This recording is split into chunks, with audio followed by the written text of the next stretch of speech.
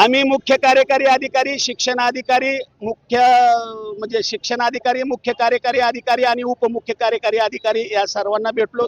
त्याचप्रमाणे जिल्हा परिषदेच्या अध्यक्षा, उपाध्यक्षा यांनाही भेटलो।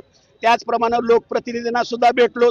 पण पदोन्नतीच्या काळामध्ये अध्यक्ष मॅडम आणि उपाध्यक्ष मॅडम या ठिकाणी नसताना ह्यांनी पदोन्नती केलेली आहे आणि खऱ्या अर्थानं लोकप्रतिनिधीची सुद्धा ह्यांनी दिशाभूल केलेली आहे किंवा चुकीची माहिती या लोकप्रतिनिधी प्रशासनाने दिलेली आहे।